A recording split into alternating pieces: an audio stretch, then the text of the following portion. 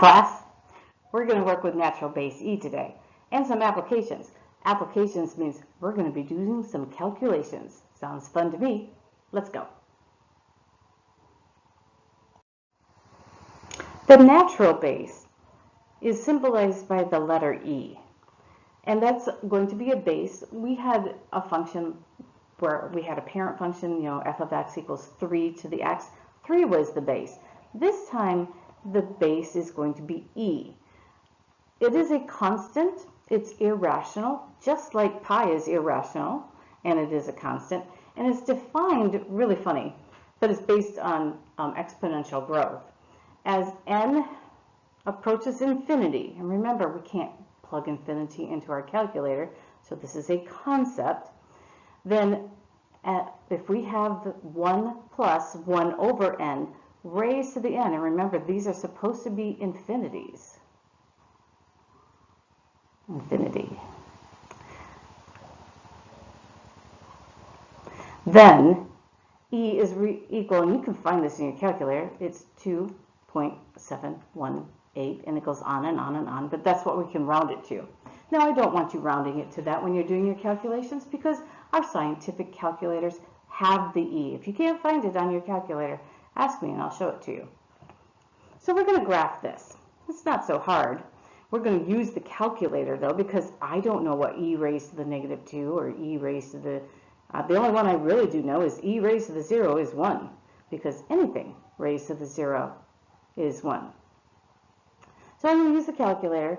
I'm going to just give it a couple points. So E raised to the negative 2 is 0.37. 0 raised to the negative 1. Oops, I'm sorry. That's not true. That's negative 1. Let's erase that one and find out the real one.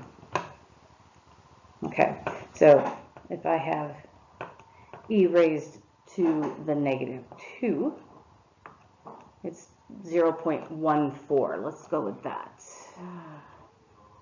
0.14. E raised to the 1 is going to be 2.7. E squared is going to be 7.4. So we're going to have a graph. It looks just very similar to the other ones that we've done. 2 is about here. And it's not a very accurate graph, but you get the idea.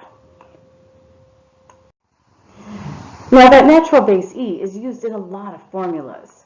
So we're going to look at, here's one of them, it's used a lot in population growth. So we've got this exponential function, f of x equals 1066e raised to the 0.042x. And what that does, it models the gray wolf population in the western Great Lakes. And so that's the function f of x. And that x is the number of years after 1978. So if that trend continued, we can use that formula to project the gray wolf's population in the recovery area in 2012. So the first thing I want to know is what is x? X is going to be 2012 minus 1978, because that's how many years it will be after 1978. So x is going to be 34. Then we're just going to put that into the function. I want to just point out a couple things though. When we're doing f of x, we know it told us that x is the number of years after 1978. Each one of these parts of that function has a meaning. So that base of 1066 is the initial population in 1978. And then that 0.042, that is, if I put that in a decimal, that's 4.2%, and that's the growth rate. So each piece of that function means something.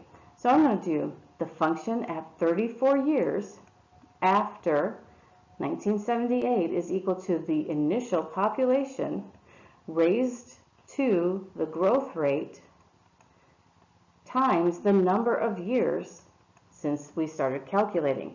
So we're going to put this into our calculator, and we're going to find that in 2012,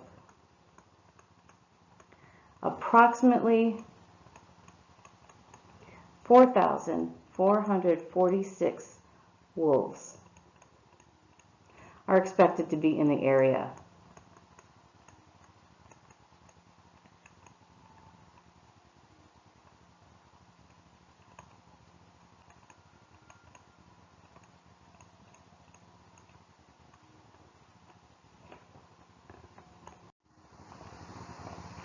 Another application that we have is applying it to interest. Now, we have a couple different interest formulas. We've got this one, which is if we're compounded periodically.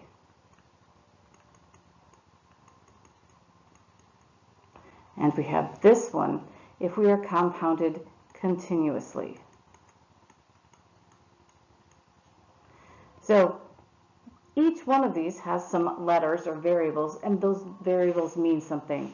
So let's take a look at what those mean. A means the accrued amount.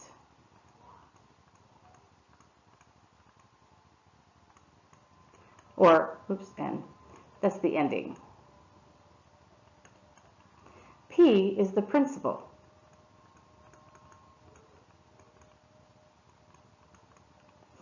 Or the beginning amount. R is going to be the rate per year. And in our calculations, it's going to be in decimal. A lot of times they're going to give it to you as a fraction or as a percent. We want to convert it to decimals. T is going to be the time. And unless they state differently, we're going to measure that in years. And N is the number of times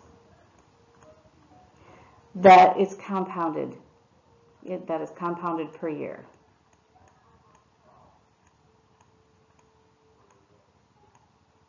So that's why periodically has an N and continuously does not. So just some other vocab things I want you to know. If we are compounding yearly, it's N is equal to 1. If we're doing it semi-annually,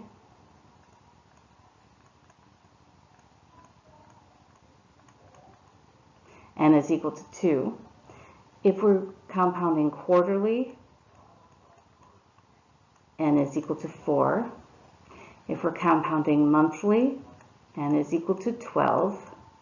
And if we're compounding weekly, N is equal to 52. So let's look at this, or use these formulas. We've got an example that says a sum of $10,000 is invested at an annual rate of 8%. They want to find the balance in the account after 5 years, and we're going to both compound it quarterly and compound it continuously.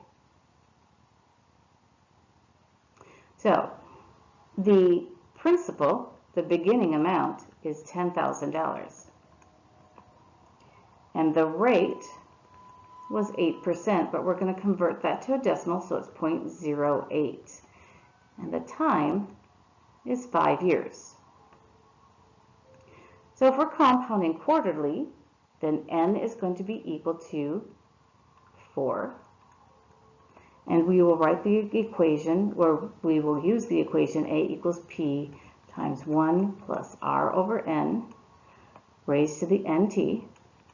So that will be, and we're looking for the accrued balance. So 10,000 times 1 plus 0.08 over 4 raised to 4 times 5. We put that in our calculator, and we're going to round it to the nearest cent because this is money. And the accrued amount is $14,859.47. Now, when we're compounding continuously, we don't have an N, but we are going to use A equals P ERT. So our accrued amount is going to be $10,000 times that natural base raised to 0.08 times 5. And we put that in our calculator, and the accrued amount, once again money, is going to be $14,918.25.